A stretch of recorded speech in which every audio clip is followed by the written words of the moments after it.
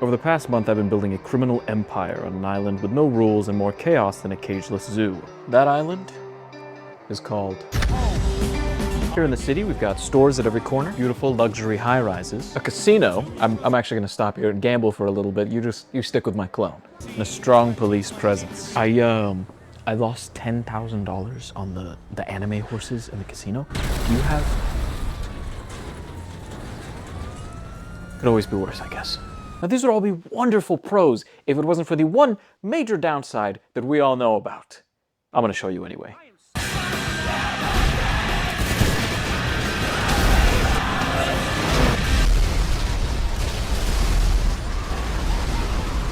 Yeah, that's a strong 1 on the Leo Living meter. I would rather live in the neighborhood from Barbarian than here. Today I'm gonna help your criminal ass find out if it's possible to live in GTA 5, which is difficult because in this city, crime pays. For example, in this vehicle right here, there is a $3,000 Labubu. And soon, there will be $3,000 in my wallet. Obviously, that fact does not exactly inspire safe ideas in people because, as you can tell, this city is an asylum for people ages 12 to 25, and they all want you dead. Which means, in order to survive, we've got to find a place where you can live in peace without a player coming and using a Batmobile to part your ribcage like the Red Sea, which, logically, would be somewhere that players aren't. Well, okay, but it's a pretty big island, though, so how do we figure out the places where players avoid? Ladies and gentlemen, this is my assistant, Steve. Steve, show it to them. This is a heat map that tracks where players spend their time in Los Santos. With obvious spikes around the pier and apartments, the mansions, and smaller ones throughout the city, this is our key to avoiding the freaks. Now, if we look away from the city towards the top of the map, we'll notice that the pulses get smaller and more spread out. So you're probably thinking, all right, smart guy, just go to the emptiest spot then.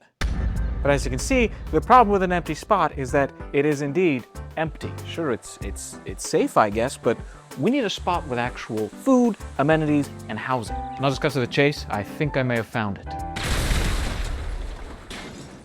This is why there's no f***ing animals out here anymore.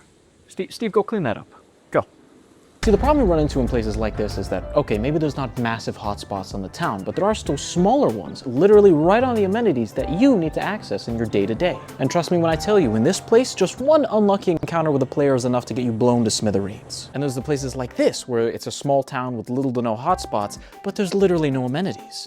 So what we need is a place that combines the two pros of those places and turns it into something better. A place with amenities and housing, and also a place where you'll probably never see a player. I imagine it would be called something like, Grapeseed is an unassuming rural region with some farmland, a nearby lake, and a little town. The little town itself having things like an arcade, a clothing shop, and a grocery store in it. All the magazines at the top?